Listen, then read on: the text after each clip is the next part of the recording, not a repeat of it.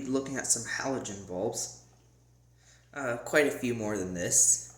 Like, maybe just a few more. But we're not going to be looking at them in a happy way.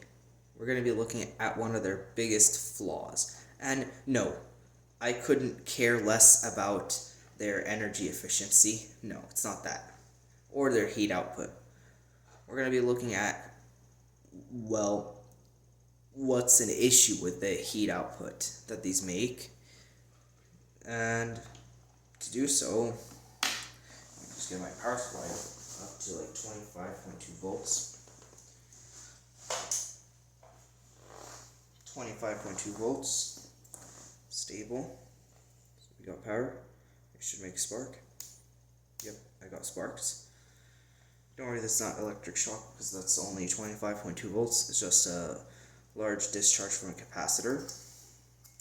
Oh, let's just do the negative. It doesn't matter really.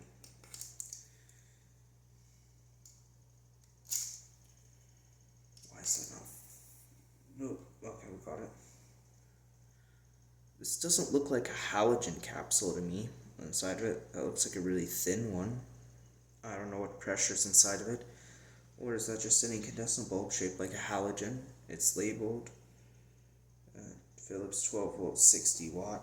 So yeah, I kind of don't have a way. The only way is to see if there, to chemically see if there's bromine in it or something. And it glows. Looks like we can actually do another thing. If this is a halogen bulb, this should probably be a bit hotter than an incandescent bulb. Let's get a 60 watt incandescent. I hope this one's 60 watts. No, 40 watts. Oh, this one is also 40 watts. Okay, one moment please. A 60 watt incandescent. I think it works, but I might be wrong. If it doesn't, it's going to fill up with smoke. And at least you'll see that on camera. It won't happen off camera, so at least there's some fun. Let's see. Oh, this guy goes so wrong. It does not. It just lights up. Sadly, it's frosted, so we're just going to have to go by the color of the filament. It's not much. I mean, this is a 130 volt, but that one also is 130 volt. So both of them are designed to be a bit longer life than normal. As you can see, it's glowing just about the same color, if not barely, just barely dimmer. So yeah, one probably has a color temperature very similar, if not the same. Because usually halogen bulbs have a higher color temperature, but not always. Especially the higher voltage ones that are not for optics, like just for everyday lighting. Not the things like projectors tend to have it. They tend to just have a normal color temperature. This one's quite a bit brighter, but it looks a little hotter. It might have a slightly higher color temperature. And the whole thing's starting to haze up. Excellent. Exactly. I hate that so much. Like, it's an abomination to me. This, when the bulb hazes up. And no, it's not got air in it, because how does every single halogen bulb I own have air in it? No, it has to do with low voltage and the halogen cycle. The halogen cycle is very simple, but it's very smart. There's just another one. Okay, what we have going on inside the bulb is very simple. We just have a halogen from the periodic table. This could be iodine for really old ones, or modern ones, something that's even worse, bromine. Besides being harmful to the environment and also being very hard to contain, iodine's both iodine or iodine, however you want to say, and bromine are like this, but bromine's also toxic. So yeah, don't be playing around with bromine, please. If you can find it anyways. Now, it's not pure bromine in the bulb, otherwise the bulb would literally be brown. No, it's like, for example, hydrogen bromide. Now, if you look at a seller page and say halogen bromide, they're wrong, because that's nothing. That's just a meaningless term, because it's either hydrogen bromide or some other bromine compound, not halogen bromide. Because like halogen is a type of element on the periodic table, and bromine is one of them. So like they have a bit of an issue with the way they're arranging their words. So you can catch their errors there. Another one, they don't need to be filled with xenon. If they say xenon, that might not be a halogen bulb, because halogen bulbs don't use an inert noble gas to prevent the filament from being reacted to. Instead, they focus on trying to collect evaporated tungsten and redeposit on the filament. This is really smart. The way to do that is even smarter. The bromine compound, or whatever other halogen compound is inside of it, will break down at the high temperatures of the bulb. Because like it's hot enough to melt most metals in there. And here, this filament, I don't know what's the color temperature of this one. I'd guess around 2,900 degrees Kelvin, maybe 3,000 degrees Kelvin. That's how hot the filament is. Now, for an LED, that's not real. The color temperature of 5,000 K doesn't mean it's actually 5,000 K inside the light bulb. It's more like 80 degrees Celsius. If you want, you could probably do the conversions. I might put a few of the conversions from Kelvin to Celsius in the description. But let's just get back. So LED color temperature, that's just how hot an incandescent bulb would have to be to match that color. But that's not actually how hot it is. While the incandescent bulb, the color temperature is actually how hot the filament is, or very close. So here, of course, the bromine or whatever other halogen compounds inside the bulb break down at the high temperature, and they react with evaporated tungsten atoms, and even with potentially trace amounts of oxygen in the envelope. They should not be able to do the hazing on their own. I mean, that would be pretty bad. So then we'd form tungsten oxyhalides, or for bromine, like most of them nowadays, tungsten oxybromide. And then through convection currents, because like, sure, both the quartz glass and that filament are super hot, more than a fire hazard, in fact. But like, obviously the film is going to be hotter than the quartz glass. There's no way the quartz glass is 3,000 degrees Kelvin. It would probably have melted. Or maybe, like, well, it's not going to be that. But even if it's a small difference, there's still going to be convection going through the bulb, where hot gas and cold gas would flow around, because the hot gases rise and the cold ones sink. They'll kind of circle around. That'll get the tungsten the tungsten oxy halides to circle around the filament, and then once they reach the filament or get close, they will break down and throw the tungsten atom back onto the filament. This is not targeted. It's not going to get the weak spot in the filament. Weak spot? What's the weak spot? Well, the weak spot, great question, is just a small spot where the bulb will get very hot on that one spot. Like, the filament will be especially hot, so then it will evaporate faster, which means it will thin down, so its resistance will increase, which means it will get hotter, which means it will evaporate faster, which means it will thin down, which means its resistance will increase, which means it will get hotter, which means it will evaporate faster, which means it will thin down. This will keep going until the filament just snaps. Like, it will just keep going until the filament breaks. That's why they don't really go black when they burn out, because, well, it's either on the filament, all the tungsten, or it's in those tungsten oxybromides. It's not sticking to the glass that much. But either way, yeah, it's still eventually going to snap in that hot spot. Because, like, again, it's not targeted. It's just more or less evenly distributing the tungsten around. That's pretty clever, but it has one flaw. The quartz needs to get to like 250 degrees Celsius, this outer envelope of the bulb, for it to start working. Which also means, oops, this low voltage I'm running, 25.2 volts, is not going to get it hot enough to do that. I don't think so anyways. It'll take a while. So then, the halogen cycle can't really start at the low voltage. That would result in issues. the tungsten is still evaporating, and I mean, an incandescent bulb that's not really significant as it's so big, because the film is really close. This camera a little blurry. Since the film is really close to the quartz glass of the bulb, it would just stick to the quartz glass, and the halogen cycle won't be able to do anything to stop that. Now, apparently, it might actually regenerate. These bulbs were hazed up. For some reason, the haze is mostly gone. And several other of my light bulbs have been like that. Like this one. Oh god. And I think one or two of these, I've already made a video about these.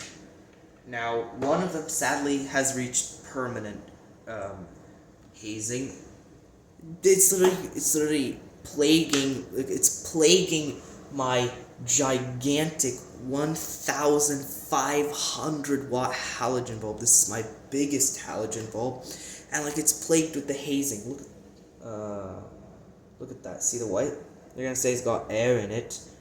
It's not. Otherwise, the whole thing would have been full up with smoke much more than that. Plus, why would the other ones haze up? I mean, that one, you might say for that one only because it's permanent, but I'm not really sure, because that one also has been hazing for a lot longer than the other two. In fact, there might be a micro leak, actually. The camera's not going to focus on the point of concern I'm talking about. Come on. Oh, the camera really hates focusing on this, sorry. Why is it so blurry? Well, I can tell you there it looks to be like a bubble in the ceiling nipple at the top. I'm not sure if it's sealed or not, but we're still going to turn it on anyways. Okay. Right. This is going to short out my power supply, so please be patient, because it's not going to be that quickly. It's going to take quite a bit of time. Plus, this thing's going to get so hot and so bright. It's literally rated for 240 volts. We are a 240 volt land. Yes, our electrical system is weird to the Europeans watching the video, or to anyone not living in the North American area. And come on, why don't I got a circuit? Okay, I'll be right back with something to help me, because that doesn't want to connect. Okay, I got the simplest solution I can find. Yes, M3 screws. Very handy. My robot uses these a lot.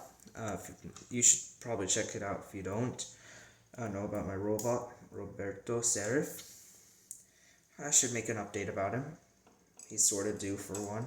A bit overdue, in fact. Oh god. Why were there sparks? What's the power supply? Oh yeah, shorting out. Not quite shorting it out, but the voltage is dropping on my power supply. 19 volts. Film is barely glowing. The haze is changing color. Why is the haze changing color? Oh god, 22.6 volts and doesn't want to climb above that. God, that, 22.7. God, that's so hot. Yeah, yikes. 22.8 volts. You're saying, well, if it's getting so hot, why are you doing on the wooden bench? Well, I don't really have a tile to put underneath it. Plus, what could possibly go wrong? 22.9 volts is really not wanting to increase much higher than that, so I'm just going to set it back down and quickly take it back off. What? Why is it getting the ends warm? How? Even the screws are a little warm. Oh no, you've got to be kidding me. Yep, the haze is thickened. Especially on this side now, the haze is really strong. Oh god, that reeks. Like, ugh. It reeks of heat. Right, I'm just going to set it on something more sensible. Let's get the 500 watt ones. Doing this obviously isn't good for the bulb's lifespan. It is evaporating the filament faster. I'm showing up my power supply. Why? Oh, but, it's the power. Why is this brighter? I'll set it down quickly because that's so bright. It's probably brighter simply because, well, it's only 130 volts. No, 120 volts. Yeah, these are not meant for long lifespan at all. Oh god, that's so hot. I can literally feel the hate of that.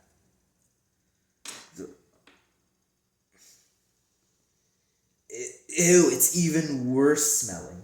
Like, that's one of the worst smelling light bulbs ever. Now, oh wait, never mind. They're little 150 watters. Let's try them out. These have I think they've developed a haze, but then the haze has completely disappeared. Actually, I can see just traces of haze. It's invisible to the camera for some reason. It's just barely, almost looks like just strain or impurities on the glass. And it looks like it's in the glass. These are 130 volts, so I wouldn't expect them to be brighter, but I would because simply they're getting higher voltage. They are not showing out the power supply. Oh no, that's very sad. Hot spots. Doesn't smell as strong as at all. It barely smells, but let's see if the camera will catch it. There are hot spots. It makes them look like just almost like a cone shape, but yes, it is just a hot spot. Like yeah, those hot spots are really big. That's bad. That bulb's about to die. That bulb's really bad. Sorry. I mean, this thing was brand new. It's had less than 10 minutes, not hours. So why should we do it? Maybe the other one will do better. And yep, it does. But oh no, this one doesn't have a hot spot. Good. Let's go. This one looks all scratched up, but it's not filling up with smoke, and even the hazing isn't really that big of a deal. Looks like that one's pretty good. Okay, away with those. Now let's just connect power to this thing right here. This is a 120 volt. This one actually came out of a light bulb, a glass bulb that had a halogen capsule inside of it. I took the capsule out because the glass broke. Oh, now you can see the haze. I think it's obvious now, the hazing. Oh god, there's a really big streak of haze on one side. It's not obvious at all. Again, this is only 25 volts. Can you see that like line? That's not a reflection. That is hazing of the filament. Very disappointing when that happens. You shouldn't touch quartz bulbs with your hands, hot or cold. If you do, you should rub them with isopropyl alcohol, but not even leaving them on enough for them to reach the halogen cycle beginning, so there shouldn't be any issues. This one, 12 volts, 50 watt. Why does this almost has a dark spot? Like it has like dark spots. That's really weird. Instead of hot spots like the other one, it seems to have the opposite, a dark spot. And this one, has it haze? Let me see. Yep, it's starting to haze. Oh, oops. Oh god. It's starting to haze at the top. Very hard to see, but yeah. So, wait a minute. Now you're probably thinking, where are all my light bulbs? So we can summarize. I know we'll have to take a look. This one is so badly hazed. This one's literally got black spotting, as if it is actually looking like an incandescent bulb. And that filament's starting to look bad, unfortunately. That filament's lost its shine. Yeah, this might actually burn out soon. It might even have air in it, which would be really disappointing. This kind of rarish style. It's also really heavy. It's well made. Like, all this is ceramic. They don't do that. This is a 75 watt, by the way. Look at that. That tiny thing is 75 watt. Then this thing is 50 watts. Oh, what? Another bulb? Yes, this one's 50 watts. They come in other things, like I think they reach like 250, 300 watts, but this one's only 50. Okay, here's a pretty big. I know you're all thinking, where does dude keep getting so many light bulbs? Like, where? Of course, it's just gonna be years and years. What is this weird? What is that? whatever looks like tape or something. How'd that get on the bulb? But I also have more. Here are incandescent halogen bulbs. It's halogen right here, these MR16. Halogen, a tiny halogen. This is 55 watts. Give you a sense of compactness. Another halogen. There are so many halogen bulbs in my collection. Oh, but wait, there's more. There's foreshadowing. I'm not going to reveal it right now. I'm just going to tell you there's a mystery bulb right now in my hand. Can you guess by the shadow of it? So can you guess by the shadow right here? Do you see the shadow? This bulb has had quite a rough life. That's all I'm going to foreshadow you with. And we're going to make a video to see whether it even works or not. Or is it just going to blow up in my face? Or will it just fill up with smoke? So let me show you. So here, this is the first time I'll power this up. In like more than 5 years, I've not seen this light bulb for quite a long time. It was buried in my collection. So it's so nice to finally find it, because I know I had it. I like this design. I really like this design. You can see how old it is because it's dirty even. But we'll see if it has kept its seal or has the seal failed. Okay, moment of truth. It's either going to light up or it's going to fill up the room with wonderful smelling tungsten pentoxide. It works. Oh god, that's hot. That's hot. And, oh, you have to be kidding me. Hot spots, of course, or dark spots. Yeah, it's got a hot spot and a dark spot. Like, there's nothing worse than both of them. Camera, of course, is going to make that so hard to see because it just cannot focus on light. Oh, it's trying to. Oh, it's trying. Oh, it is trying, but I can't really tell it to try again. Oh, no, already starting to put off some heat. Here's a 150 watt. I think this one works. I have tried it before, but it might have just lost its seal right now or something. Come on. I had a second one, but it broke. And I turned it on, and it was glowing in a really weird color. And then it put out a puff of smoke. And it works. Clearly this one has still kept its seal. Definitely not broken. Oh, and it's bright. Now here, this one I cannot see if it's hazing because it's frosted. That's what makes that one unique. Like, it's unique because it's frosted. I don't see many that way. Let's try this one if I've not already. Oh yeah, right, we tried it. Do you see how obvious do you even see that black line? That is what I'm talking about. That is really sad. That the bulb. This is a Westinghouse. Like, that's not made anymore. Westinghouse is kind of like a off the market thing now. It's really rare. They might actually have had financial issues. I don't know for sure.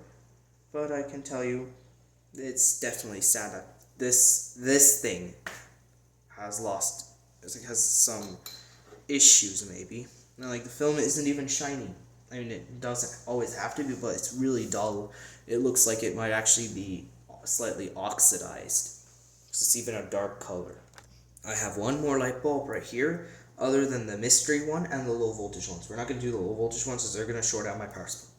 Now, you might think that I'm out finally. There's a few more, like one or two on my robot. And, oh wait, there's one right underneath me. I'll get it. Oh, why is this one got a really... See, this one's not just got a hot spot. This one's got a hot spot and a hot side. Like, one side is hotter than the other. It's the negative side. Oh, that's weird. What? That's so weird. Ooh. Power supply shorts out on me because the wires touch. Oh no, it's not a hot side on the negative. It's a hot filament. That side of the filament is hotter. This one is used. I can tell because the filament is starting to have shiny spots, like kind of crystallizing. That tells me it's quite evaporated. it's deteriorated, and this bulb doesn't have much life left in it. But then again, I got that thing out of a thrown away microwave, so what would I expect? I wouldn't be surprised if it's like that. And for those who are like, oh come on, show me the light bulb you just said is right underneath me.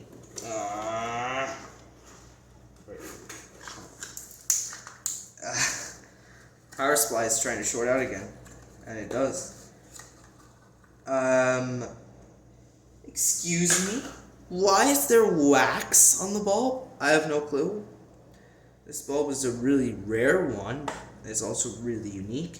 You might think the bayonet cap right here, because this is a bayonet base, you might think the cap is a terminal. Well, we'll find out. I don't think so. Yeah, nope. It's not, and the bulb I don't think is popped. We're gonna find out as soon as we do this. Oh, wait a minute, right. This is a 12 volt bulb. What I'm about to do is silly. So let's just try it. Hold it! Oh god. Okay, cranking it down to 12 volts. Oops, 9 volts is too low. Come on, 11.4. You know what, that should be fine. Oh, well. It messed up the camera. Oh god, I guess I gotta use this to light up my studio now, because this, keep in mind these bulbs have a better CRI, or color rendering index. I don't even know why it's not lighting up reliably. Okay, there we go. Okay, it's pretty bright. I mean, there are certainly much brighter halogen bulbs. Oh god, it's literally trying to sputter and melt the solder on the bottom. Let's try shining it straight in the camera. That's blinding y'all. Now, there are weird bubbles in this wax coating on the front. I'm not gonna remove it, but why is the wax coating here? This is silly. Look at that. This is not glass. This feels like metal. Like, it actually feels like it might be aluminum, or it might just be. I don't know what this is. You know what? That might actually be glass. Never mind. Or is it metal? Well, I don't know. If anyone knows a way I can find out, please tell me in the comments. I love reading your comments. Here's the package of that bulb. Interesting. Well, that's really odd. There's no cover on the front. Oh yeah, it's a metal case. Never mind. It says aluminum reflector. UV block. I guess that means it blocks out UV. Oh wait a minute, I guess we gotta talk about UV now. Now we talked about the halogen cycle, let's talk about UV output.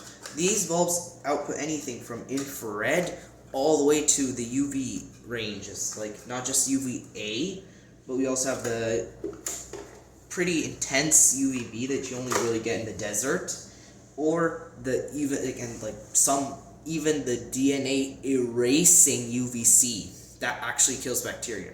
Like, UV on its own can't kill bacteria. It has to be this high energy UVC. This is what's actually strong enough to destroy bacteria. This will give you a sunburn in seconds, not minutes, seconds. And I'm not joking. Big Clive has a great video about that, by the way. So do check that out. So that's one thing I want to point out. Now, as far as I know, some bulbs have filtering, but not all of them. I don't know which of these have filtering, but these might be filtered right here, but I don't know. I don't have a spectrometer yet to find that out, but that one's pretty clear. UV block is like very sounds like kind of like it does. It kind of sounds like very, I'm ready to do this style, not like, give me a UV filter. Now, whatever UV filter or whatever you do, you're probably not going to block out the UVA, but that's not a big deal because that's natural, that's what comes from the sun, and it's not that harmful compared to the DNA erasing UVB, UVC, because the DNA erasing UVC is not natural. The ozone layer, because ozone, or O3, will actually block out UVC completely. So here, these bulbs, like, their quartz glass doesn't, unfortunately, but soda lime glass like the windows would. Now, of course, with the ozone layer blocking out the sun's UVC output is very helpful, but if it's gone, we'd be in trouble. So let's not let's not hurt the ozone layer, please. And back to the glass, soda lime glass. Why don't they just use that to make the bulb? Well, I don't think I'll be too happy with the temperature change. And that's true. It will just shatter from the high temperature changes and high temperature differences it has to see. But the quartz glass can handle that better. But unfortunately, it sometimes could act even like a magnifying glass to the UVC. So they have to do a protection now. Maybe this inner tube, it might actually be soda lime glass somehow, because it looks like it.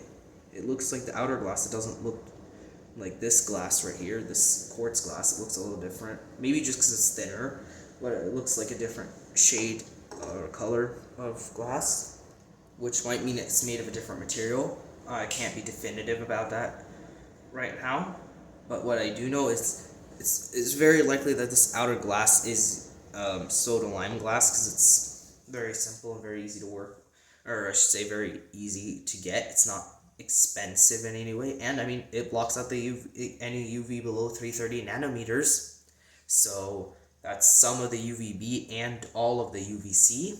So if it does that, well, hey, that's a great solution, and in fact that's a great use of remaining stock, especially if the halogen bulb was in the A19 shape right here. If they just put a halogen capsule, they're getting rid of those incandescent bulb cases. Instead of using them on the less efficient incandescent, they're using on the halogen, which is more efficient, and it's also just as good, if not arguably better, color rendering, because it's producing even more of the green, blue, and violet colors of light, wavelengths, I should say. So that's why halogen bulbs are still made for color critical purposes like projectors, and in fact that's why I want to make a studio light using halogen bulbs. And in fact a lot of the lighting in my room is still incandescent. I mean, there's the white light, obviously that's LED, in fact that's the bright majority of it, but there's the closet is mostly incandescent, and it's bright, but it's hot. It's very hot in there when it's on, and even when it's off for some reason. But let's not talk about the closet.